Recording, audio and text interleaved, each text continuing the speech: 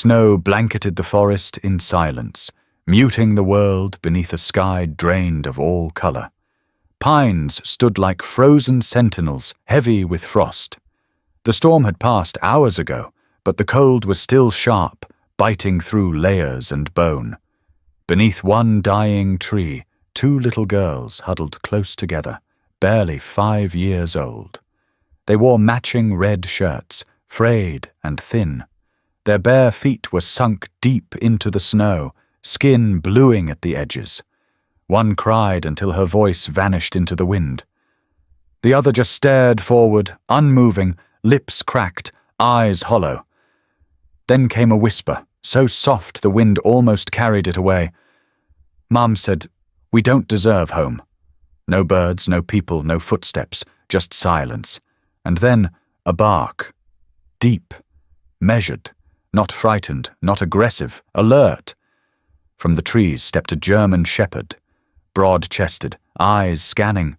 His coat was a mix of black and tan, with patches of snow clinging to his thick fur. He didn't bark again. He didn't charge, he just looked. A man followed behind him, tall, slightly hunched, wrapped in a faded brown coat. He wore a beanie pulled low, beard flecked with grey. His face was cut from silence, the kind that spoke of years spent watching too much go wrong. He saw the girls, and froze. The dog stepped forward, paws sinking into snow. The girl who had whispered didn't move. The other pressed into her, shaking, sobbing again without sound. The shepherd let out a low whine and lowered himself. He crept forward slowly, tail steady, ears turned slightly back in calm. No teeth, no sound, just presence. The man exhaled. Logan Beckett hadn't expected anything today. Just another walk through the edge of Pine Hollow Reserve, the same circuit he and his dog had done 100 times before. Walk, breathe, forget. That's what the VA therapist said. Keep moving. He hadn't expected to find 2 children left to die. Logan dropped to his knees slowly, not caring that the cold rushed through his jeans. He peeled off one glove and reached into his coat pocket for a strip of jerky, holding it out palm up. The dog, Axel, waited beside him, glancing between Logan and the girls. One of the girls flinched as he reached closer, the other just watched. Logan kept his voice low. "It's okay," he said, barely above a whisper. "You're safe now." The sobbing girl hiccuped and leaned into her sister. "What's your name?" Logan asked. Neither answered, but the girl with the cracked lips finally looked at Axel and whispered one word. Hazel. The other girl murmured through tears, "I'm Hallie."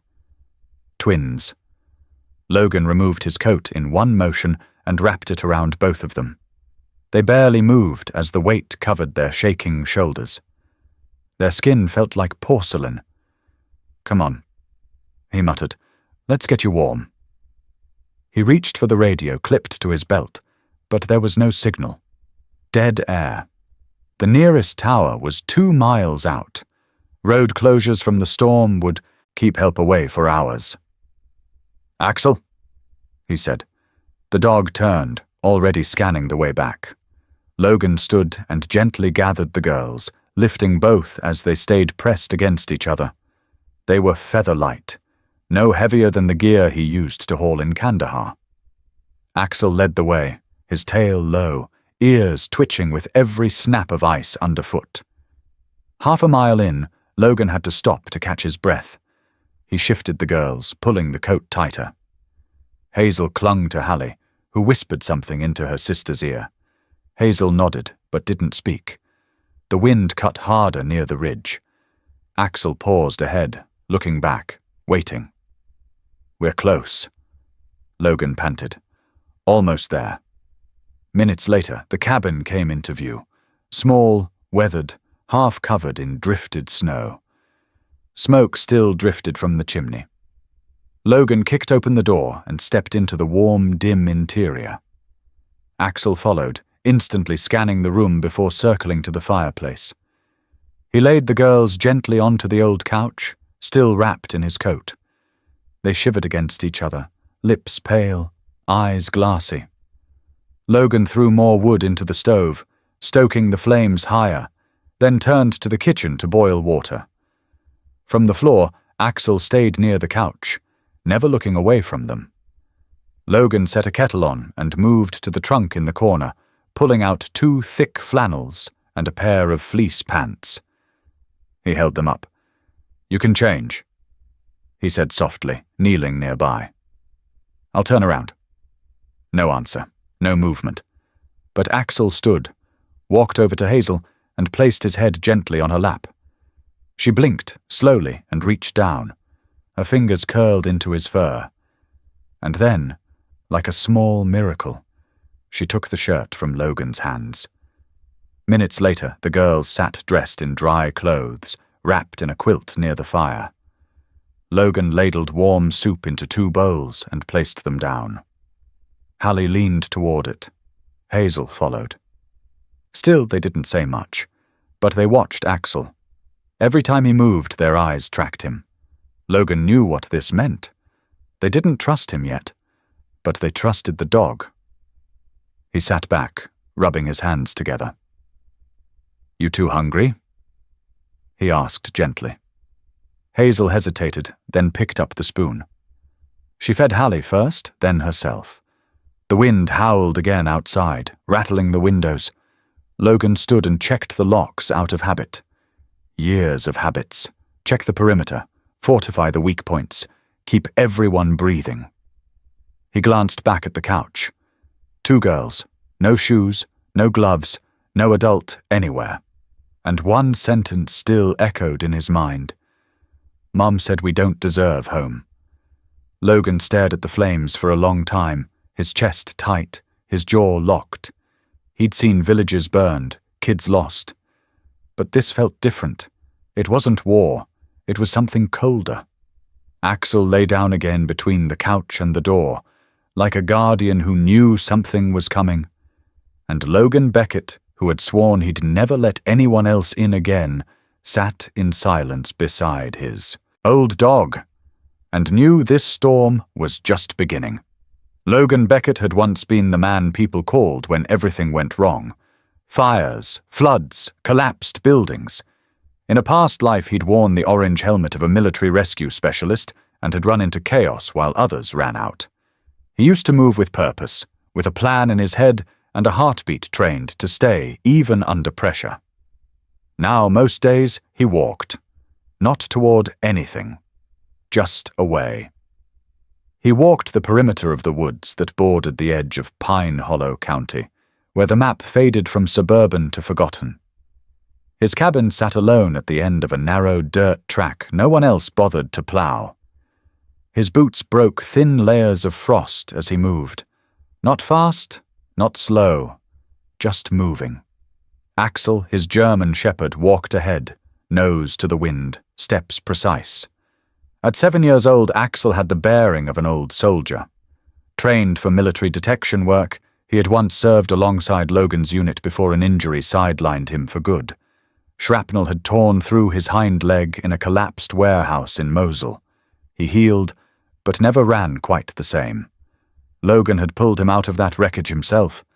They both wore scars now, some visible, some not. 6 years ago, Logan lost everything in a crash he couldn't prevent. His wife, Claire, his son, Micah, a black ice patch on Route 74, a semi that never saw them. He had been deployed when it happened, came home to an empty house and 2 folded flags. He lasted 1 month in the city after that, then vanished into the woods. Now the trees were his walls. Silence was his friend. Axel, his only company. But that afternoon, something shifted. They weren't far from the southern ridge when Axel stopped cold. Ears forward, body locked. Logan paused, immediately alert. "What is it?" he asked quietly. Axel let out a low, urgent whine, then darted off the trail into the thicket. "Axel!" Logan followed without hesitation, heart thudding. Branches scratched at his arms and face as he crashed through the underbrush. Snow clung to his jeans, soaked through his boots. The dog didn't bark. He moved like he had a target. When Logan finally broke through the brush into a clearing, he stopped short. There, under the dead arms of a pine, were two children. Girls. Tiny. Huddled together in red shirts, their knees drawn to their chests. Bare feet buried in snow. Skin pale, lips bluish. For a second, Logan thought they might already be gone. Then one of them moved. A small hand gripped the other's wrist. The girl looked up, her face hollow and wind-burned. Her lips parted, and her voice came out like ash. Mom said, "We don't deserve home." Logan dropped to his knees. Axel was already there, his body low, tail steady. He approached slowly and nudged the quieter girl with his nose. She blinked. Didn't pull away. Logan peeled off his coat and wrapped it around both of them, their bodies barely making a dent beneath the heavy canvas. He reached for his radio. Dead signal. He cursed under his breath, then scooped the girls into his arms. They didn't resist, just curled tighter against each other like leaves folding into the wind. "Come on, Axel," he said, turning toward the ridge. "We have to move." The snow started again as they walked, fine, stinging needles that made his boots drag and his breath freeze. Axel stayed close, circling ahead and behind, always watching. The hike back took nearly 40 minutes. By the time they reached the cabin, Logan's arms were trembling. Not from fatigue, from the fear that if he stopped moving, even for a second, these kids would slip through his fingers. He got them inside, stripped their wet clothes gently, dressed them in old thermal gear from his storage chest, and set them by the fire. Axel didn't leave their side once. Later, as he spooned warm soup into bowls, Logan caught Hazel, he'd learned their names by then, watching him. Not like a child watches a grown-up, like a soldier watches someone for weakness. "You girls want to tell me what happened out there?" he asked gently. Silence. Hallie reached out and grabbed Axel's ear softly, rubbing it between two fingers. "He found us," she whispered. Logan nodded slowly. "Yeah," he said. He did. They ate in silence, save for the sound of the fire and Axel's breathing. Logan watched the storm return outside, wind snapping against the windows. He had faced down hurricanes, earthquakes, a dozen collapsing roofs. But nothing chilled him like the look in Hazel's eyes when she said what their mother told them. "We don't deserve home." After the girls fell asleep, curled under wool blankets with Axel curled protectively against their legs, Logan sat in the kitchen, hands wrapped around a mug that had gone cold hours ago. He looked at the door, then at the girls, then at Axel.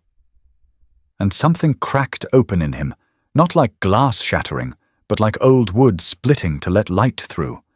He didn't ask for this, but maybe he had been walking toward it all along. The storm didn't stop that night. Wind howled against the cabin walls, bending old timber with each gust. Snow slapped the windows like fists trying to get in. But inside, the air was still.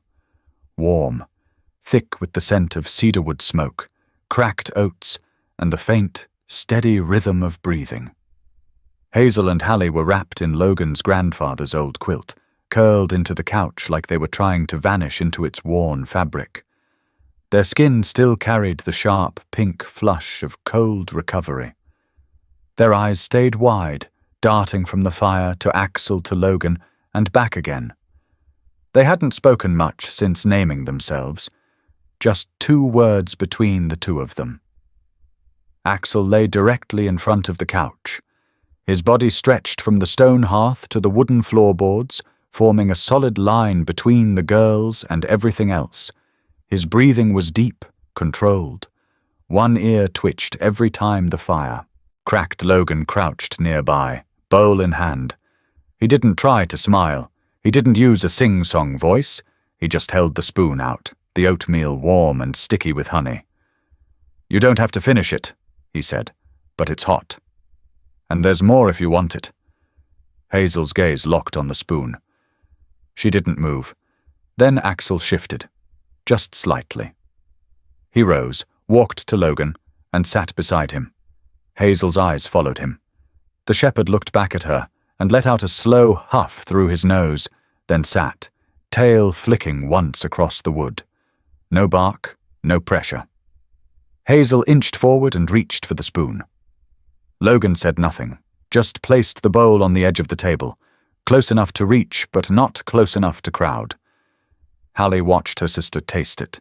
Only then did she lean in, lips trembling, and take a spoonful herself. Something shifted in the air. Not loud, but real. Logan exhaled and leaned back on his heels. He didn't ask questions. Not yet. He didn't need to know the how or the why. What mattered was that they were alive, and that, for now, they were eating. Later he set out dry socks, more blankets, and 2 thermal shirts he'd kept in a trunk he hadn't opened in years. They still smelled faintly of detergent and thyme.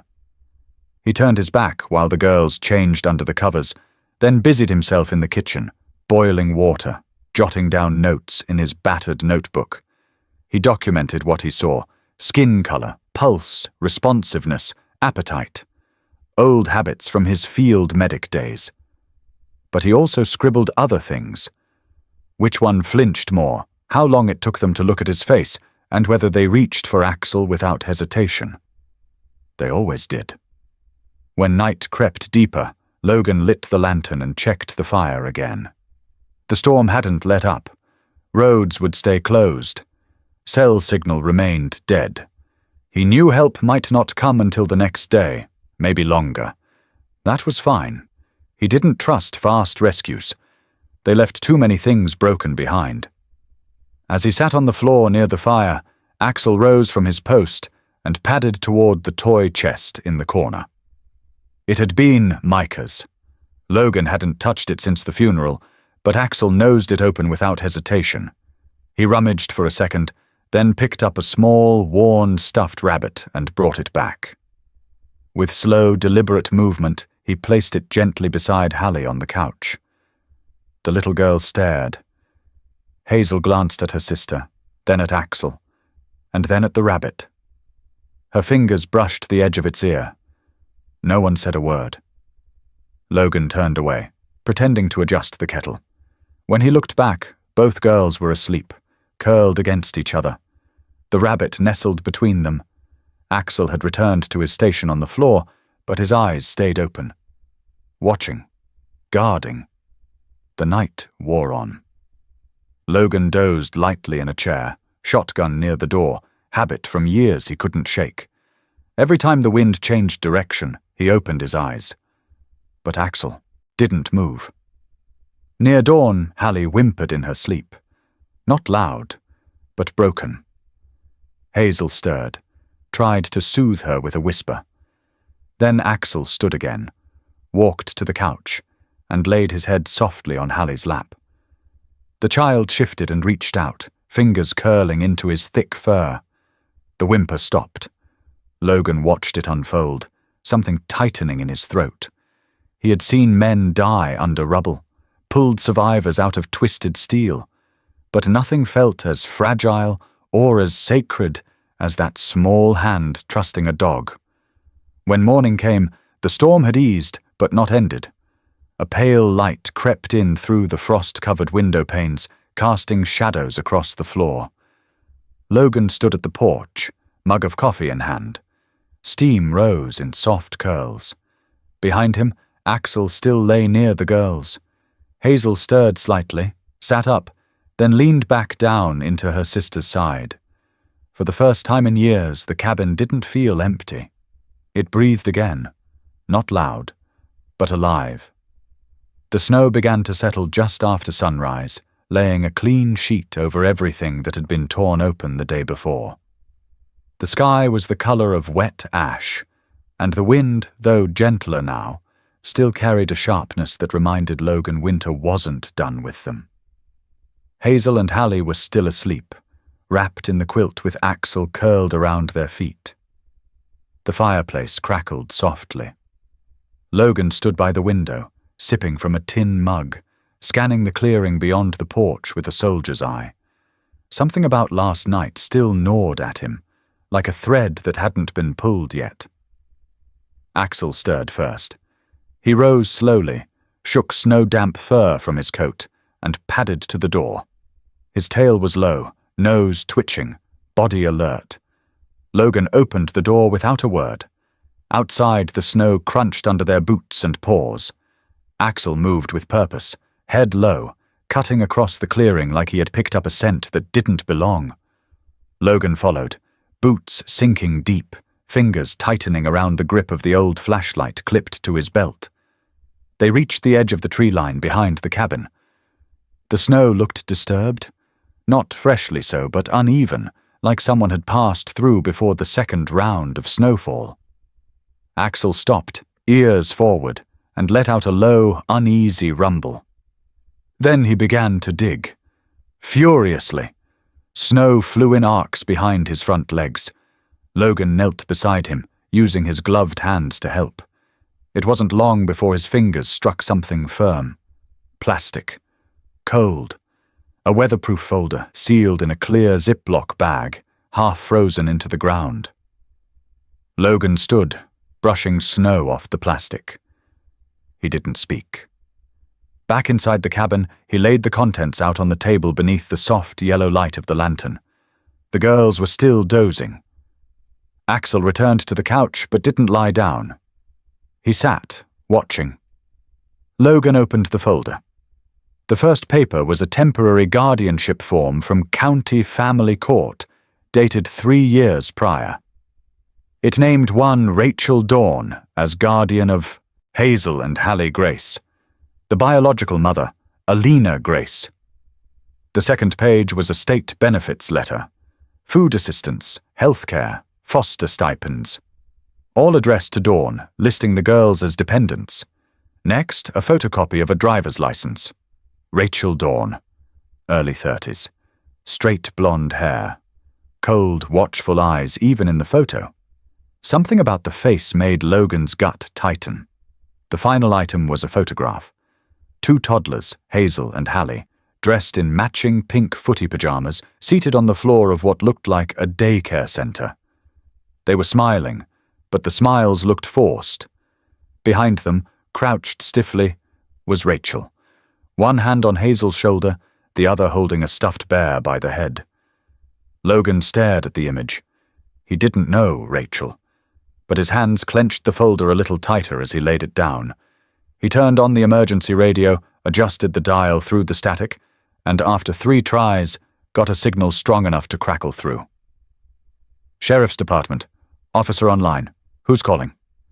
This is Logan Beckett, he said, keeping his voice level. I've got 2 minors at my cabin. Hazel and Hallie Grace. I found them yesterday in the woods, alive, hypothermic. No adult in sight. There was a long pause. You're the one who called in yesterday. Beckett, right? We've got you on file. Road's still iced. Plows are working. What's the situation now? They're stable. Warm. Eating. But I just found something in the snow. A folder buried out back. Guardianship papers, benefit records, and a name. Rachel Dawn. Ring any bells? Silence stretched on the other end. Then came the voice again. Lower. We've been looking for Rachel Dawn for weeks. Maybe longer. She was the last known guardian of 2 missing kids, those same girls. She's been off the grid since an eviction from a trailer site near Millbrook. And the mother? Alina Grace. Car accident. Put her in a coma about 3 years ago. She woke up last month. Memories patchy. She told staff her cousin Rachel was watching the kids. But Rachel never answered calls. No one's seen her since. We put in a low-priority missing persons alert, but nothing. Logan looked over at the couch. Hazel had woken up. She didn't say a word. She just looked at him, looked at the radio, then back at Axel. He gave her a small nod. Not one of comfort. one of acknowledgement. The officer's voice returned. If you can scan those documents or take pictures, send them to this frequency. We'll push through emergency orders. For now, you're officially the kids' temporary shelter custodian under Section 5-9 Emergency Code. Keep them safe. Someone will be there as soon as the road's clear. Logan ended the call. He looked back at the table. The folder sat open, its contents still gently curling from the cold. Rachel Dawn had buried this. Why? Why hide legal documents in the snow behind a cabin in the middle of nowhere? And why leave 2 children out there to die? He looked again at the photograph. The eyes. Rachel's hand gripping the toy. It wasn't just neglect. It was detachment. Something colder than abandonment. Axel stood again, walked to the table, and rested his head on the edge. Logan didn't flinch. She was here. He said aloud, mostly to himself. Not just once. Recently. Maybe even watching. He pulled on his coat and stepped outside again. The snow was knee-deep now, but soft. Behind the spot where they had dug, he found them. Boot prints. Narrow. Slight. Heading away from the tree line, not toward it. He crouched down. Whoever it was hadn't been gone long. A day, maybe 2. He followed the tracks for 20 yards before they vanished into the white. Back inside, he locked the door behind him, checked the windows, rechecked the stove, and laid another log on the fire. Hazel sat up, watching him. Hallie still slept beside her, hand clinging to Axel's fur. Logan walked over slowly and knelt beside them. "Do you remember someone named Rachel?" he asked softly. Hazel didn't move. Her lips parted, then closed again. Then she whispered, not to Logan but to the dog. She said Mum didn't want us anymore. Logan swallowed. His hand rested on Axel's back. She was wrong. He said quietly, "You hear me?" She was wrong. Axel let out a soft, steady breath. The cabin went still. But something cold had been stirred under the snow, and it wasn't done yet. The storm passed, but the silence it left behind was heavier than the snowdrifts piled outside. Inside the cabin, the air felt closer. The stove burned low.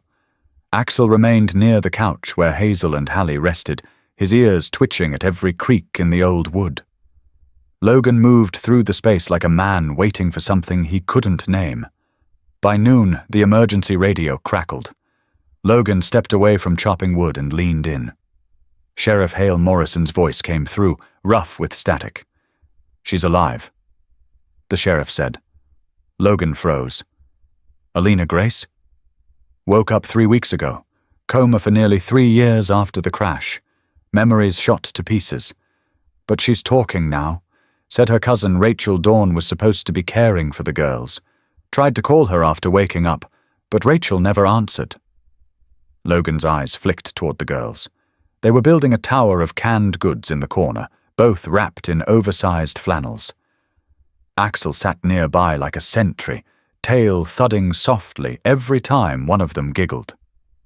Morrison continued. Rachel told Alina the girls died in a fire. That's what Alina believed, until now. Logan gripped the edge of the counter, his jaw tight. "So Rachel's been taking care of them?" "Illegally, and quietly," Morrison confirmed. "She forged custody documents when Alina was still unconscious. Got a benefits card, pulled in monthly assistance, claimed she was homeschooling. No one. Cross-checked the paperwork. How'd she get away with it for this long? Department backlog. Low priority case. Rachel changed addresses, moved out to a no-name trailer site off the grid. By the time Alina was awake and asking questions, Rachel was already a ghost." Logan stared at the folder on his table, still open from the night before. "She was here," he said. "She buried those papers. Maybe to cover her tracks. She's running scared now." Morrison replied. "But if she thinks those girls are still hers, she might come back." "She won't get past Axel." Logan said flatly. He ended the call. That night, snow returned in a light, brittle dusting. Logan double-checked the locks, then checked them again. His old instincts had come back like muscle memory. He moved methodically, firewood stacked high, lanterns refueled, hunting rifle cleaned and resting within reach. Axel stayed close to the windows. Just before dawn, Axel stood and growled. Low, controlled, but alert. Logan sat up instantly, heart pounding. He moved to the front door and looked out through the frost-blurred window.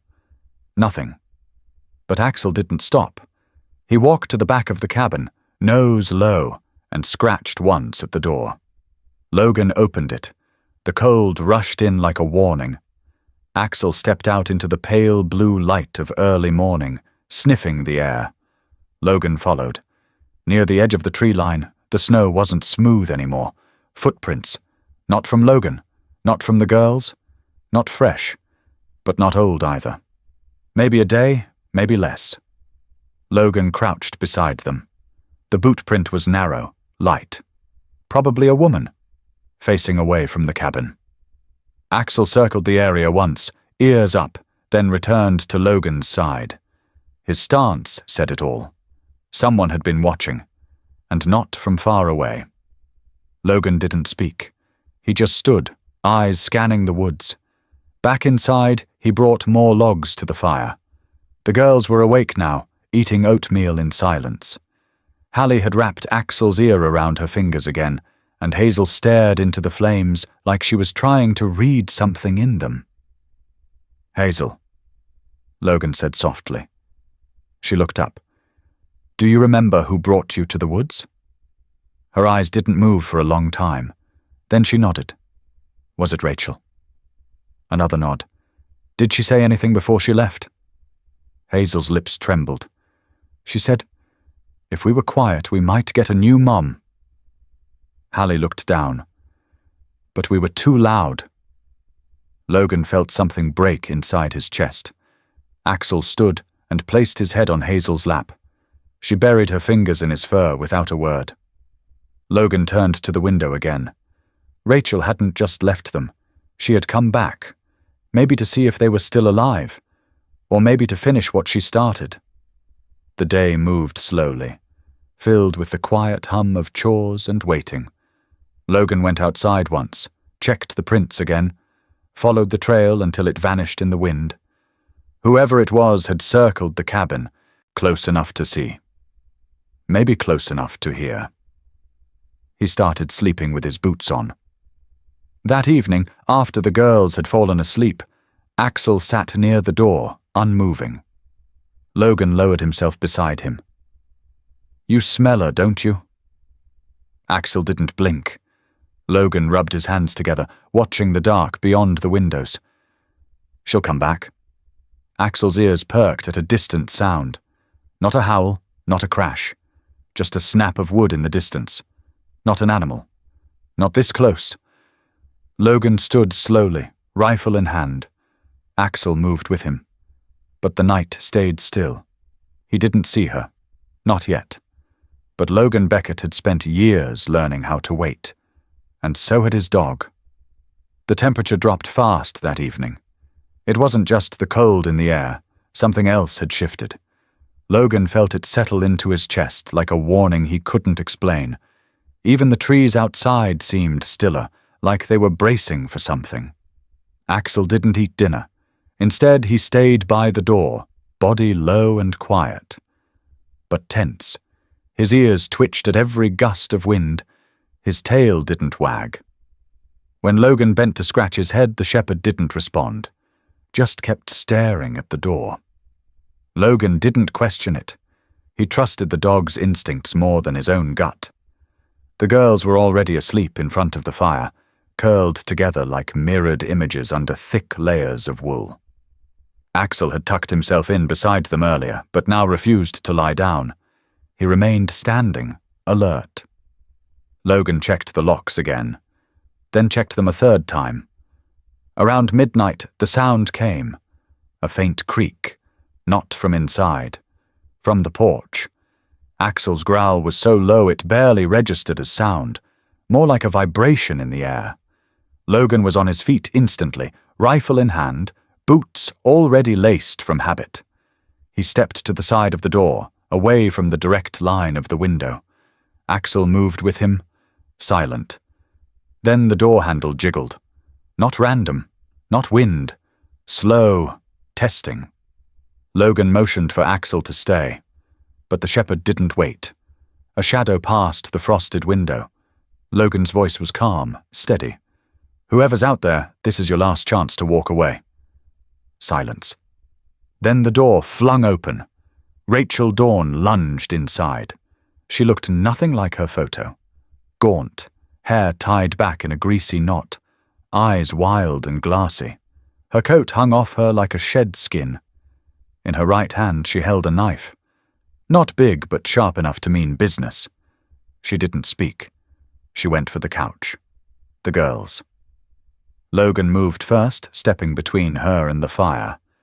But it was Axel who closed the distance in a blur. The shepherd launched from the shadows with a single, focused movement, his teeth latching onto Rachel's forearm just as her blade swung wide. She shrieked, stumbled, lost her balance. The knife clattered to the floor. Logan had her pinned to the cabin floor in seconds, rifle pressed to her back, breath visible in sharp bursts. "Don't move," he hissed. Rachel thrashed under his weight, eyes wide with manic fury. "You don't understand!" She spat. "They're mine!" She didn't want them. "I took care of them. I fed them. You left them to die in the woods?" Logan growled. "That's not care. That's abandonment. They were loud. I couldn't think. I just needed one more month until the checks cleared." Outside, sirens howled in the distance, tires crunching snow. Red and blue lights soon cut through the trees. Sheriff Hale Morrison's SUV skidded to a halt, followed by 2 deputies in heavy coats. They rushed in, weapons drawn, but Logan already had Rachel cuffed with the flex ties he kept near the door. Morrison took one look and nodded. "You always did have good timing, Beckett." "She didn't just leave them," Logan said, standing. "She came back." She was watching Rachel lay panting on the floor, blood from Axel's bite soaking her sleeve. Her face collapsed into a sob. I told them their mum didn't want them anymore." Hazel had woken, standing behind the arm of the couch. Her eyes locked onto Rachel's. "You lied," she said. Her voice was small, shaking, but clear. Rachel shut her eyes. Morrison crouched beside her. "You're done. You're going to answer for every day they spent afraid." As the deputies dragged Rachel out into the snow, she didn't scream. She didn't fight, just looked over her shoulder one last time. Not at Logan, at Axel. The dog stood tall beside the girls, unmoving, unforgiving.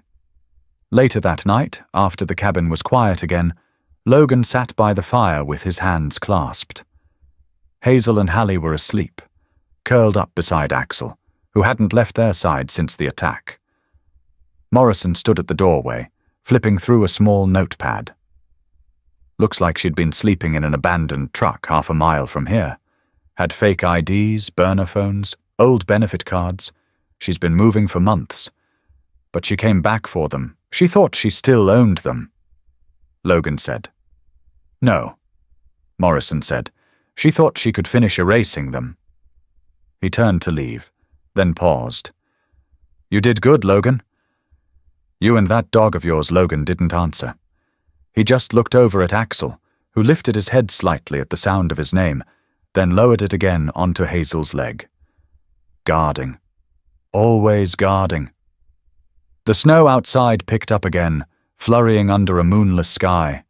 But inside the cabin, the fire burned steady. The wind howled. But it didn't reach the girls. Not anymore. The snow had slowed by the time the black SUV pulled into the clearing. It wasn't flashy, government-issued, tires still dusted with salt. A quiet engine shut off, and the door opened with a soft creak. For a moment, the woman inside didn't move. She sat gripping the steering wheel, her body trembling despite the heavy wool coat draped around her frame. Alina Grace stepped out slowly, her boots crunching into the crusted snow. She was smaller than Logan had imagined. 5'3" maybe, with auburn hair tied back too tightly, like she didn't know how to wear it loose anymore. Her skin was pale. Her fingers twitched against the coat's buttons. She looked up at the cabin, her eyes filled with something that had no name. Hope and terror, grief and disbelief, tangled so tightly they couldn't be separated. Sheriff Morrison stepped around the truck and said something quietly. But Alina didn't respond. She was already walking. Logan opened the door before she knocked. They stood there for a breath too long, not speaking. He nodded toward the fire. "They're inside," he said. Alina's boots thudded softly against the wood floor. Her breath hitched when she saw them. Hazel and Hallie sat curled together on the couch, backs to the fire, blankets around their shoulders. Their blonde curls were cleaner now, tied back loosely. Their faces still carried shadows, but they were warmer, present. They looked up and froze. Alina didn't speak at first. Her mouth moved, but no words came. Then she dropped to her knees in front of the couch, hands out, voice cracking. "My babies." Neither girl moved. Hallie gripped Hazel's hand tightly. Hazel stared, unblinking, eyes wide and glassy. Logan stepped back. Axel stepped forward. The shepherd didn't bark. He didn't even wag his tail. He just moved between Alina and the girls and sat down. Then turned to face Hazel. Hazel looked at him, eyes darting between his face and her mother's. Axel tilted his head and gave a small huff. Hazel leaned forward, lips parting. "Is she really our mum?" Alina's voice cracked. "Yes, sweetheart. I'm so sorry, I never left you. Rachel told me. She told me you were gone." The words came out like broken glass. Hazel's chin trembled. "She said you didn't want us anymore." Alina shook her head violently. "No, number. I never stopped wanting you. I asked for you every day when I woke up. Every day Axel shifted." He walked to Hallie and pressed his head into her chest. Hallie blinked, reached out slowly. Hazel looked at her sister, then at the dog, then back at Alina. And she whispered, more to Axel than to anyone else. "You said we deserve home." And with that she moved. She fell forward into her mother's arms with a soft sob. Hallie followed, burying her face into the folds of the coat. Alina held them like a drowning woman clings to breath. Her shoulders shook with every cry she had held in for 3 long, broken years. Logan stood near the door, silent, his jaw clenched, eyes glassy, hands in his pockets. He didn't try to speak. Axel returned to his place near the fire, ears relaxed now. He lay down with a soft grunt and closed his eyes for the first time in hours. Alina looked up at Logan. "Thank you," she said, voice raw. "For everything." He gave a short nod. "You should thank the dog." She turned to Axel. "Then, thank you, Axel." His tail thudded once against the floor. That night, they stayed in the cabin. Morrison called off the transport. There would be paperwork tomorrow. Forms, custody confirmations, medical evaluations. But tonight wasn't about systems. It was about being seen again, being held. The fire burned long into the night. Alina didn't sleep. She sat with the girls pressed against her, whispering apologies, stories, things they didn't even fully understand but needed to hear. At one point, Hazel stirred and reached out, fingers brushing Axel's paw. He waited. She said softly. Logan sat by the window, listening. Axel didn't move, but somehow they all knew he had heard. The courthouse sat like a stone anchor in the center of the county square, old, grey, and weathered by decades of bitter winters and darker truths. Inside, the heat barely worked, and the light from the narrow windows fell sharp and cold across the polished wood floor.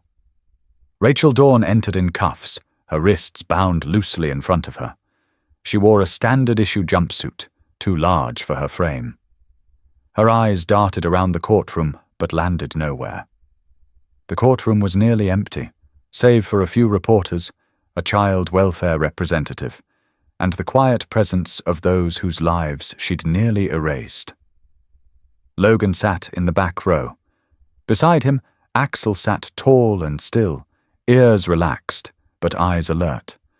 A service vest had been borrowed for the occasion, technically unnecessary, but it got him through the metal detectors without argument. No one protested. The judge had made an exception after reading the case file. Judge Meredith Bell presided. Silver-haired, sharp-eyed, and calm, in a way that came from decades of dissecting human excuses, she adjusted her glasses and scanned the room. She didn't speak to impress. She spoke to conclude. "Rachel Marie Dawn," she said, her voice steady. "You are charged with multiple counts, including fraud, child endangerment, falsification of legal documents, obstruction of guardianship, and abandonment with intent to harm." Rachel didn't flinch, but her jaw tensed. Evidence had already been presented the week prior.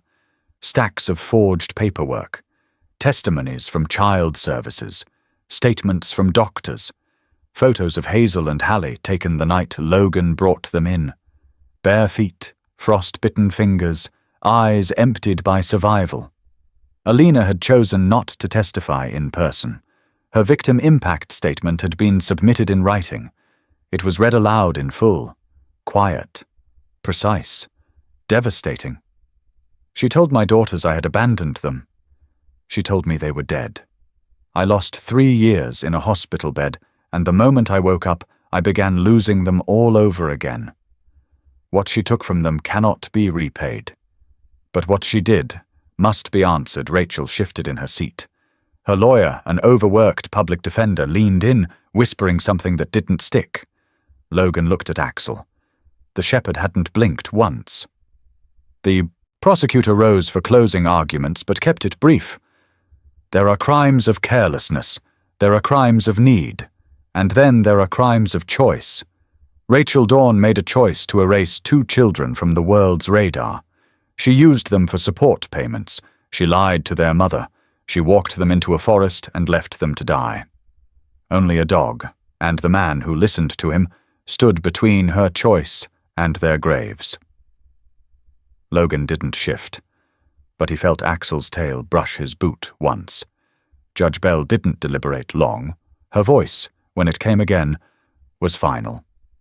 "For your actions, this court sentences you to 15 years in federal custody with no eligibility for parole in the first 10.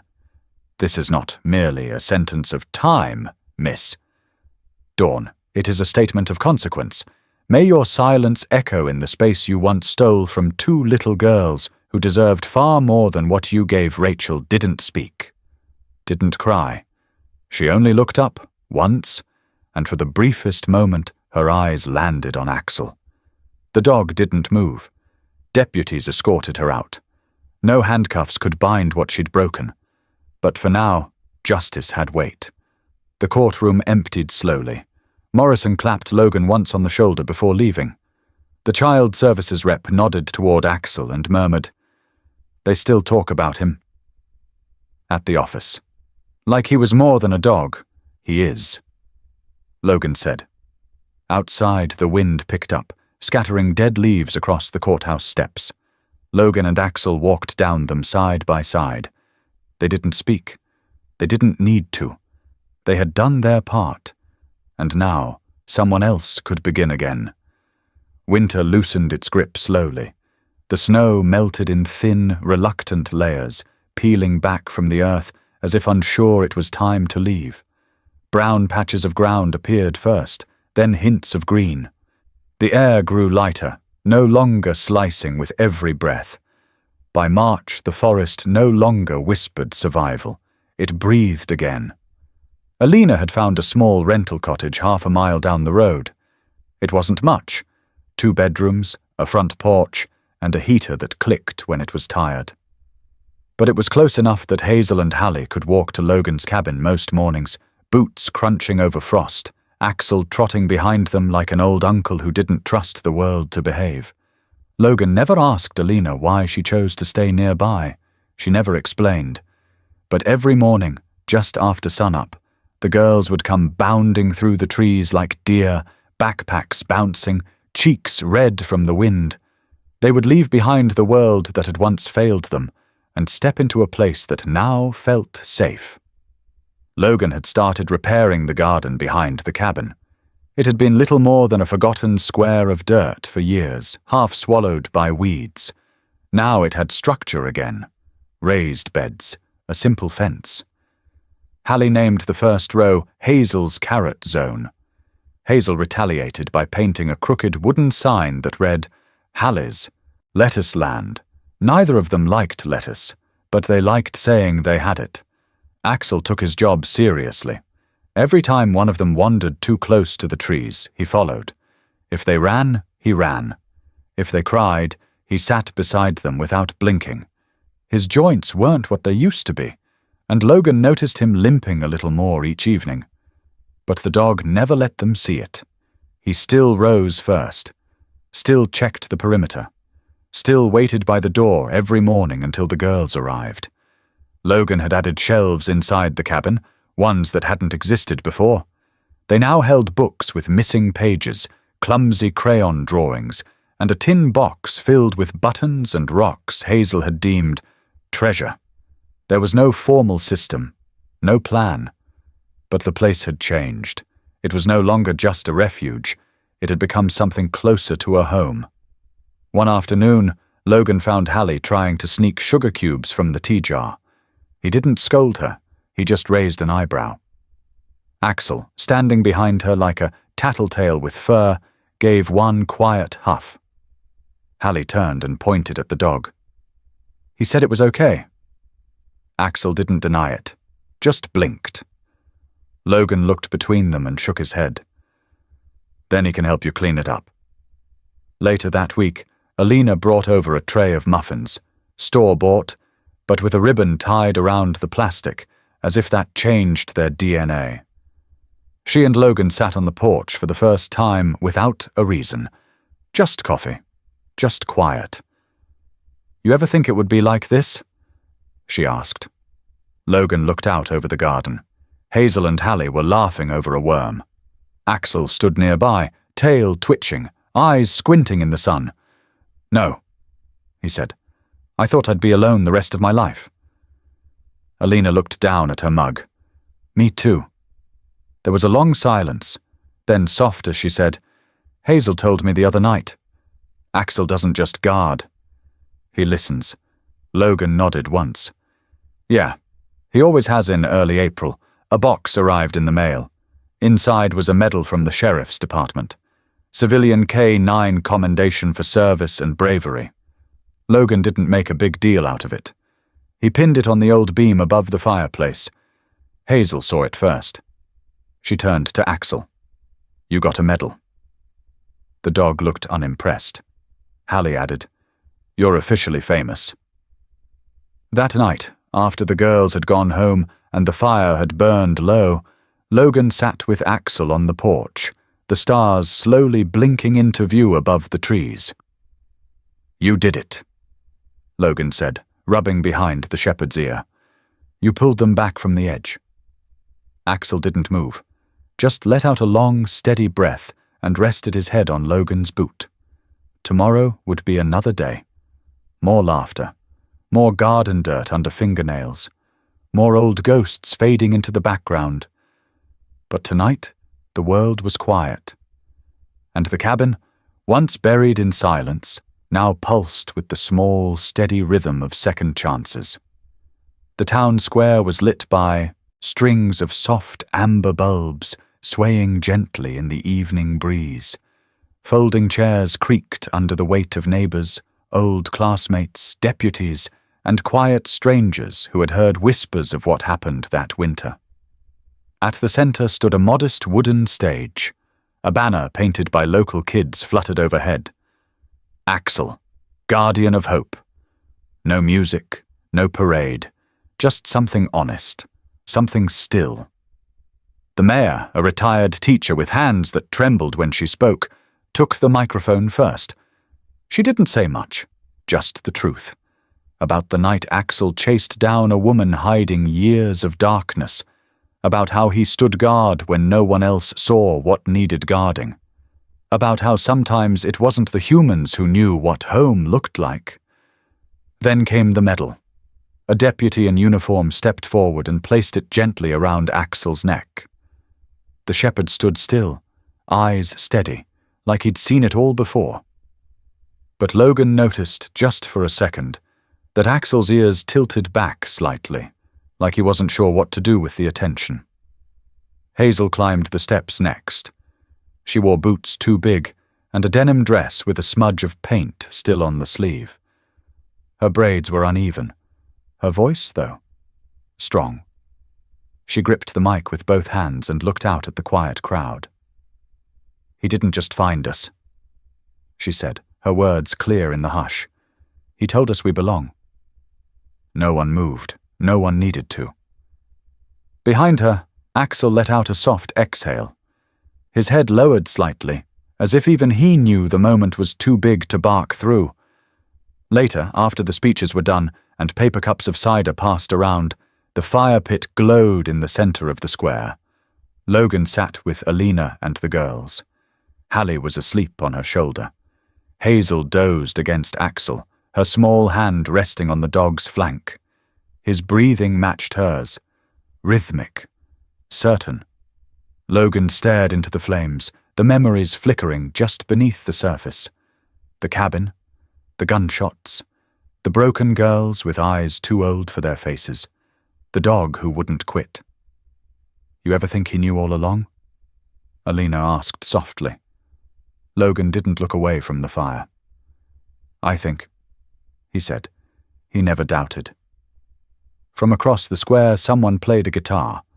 Off-key but warm. A couple of townsfolk swayed gently, arms folded across chests, unsure how to grieve something that had turned out okay. It wasn't a hero's ending. It wasn't tidy.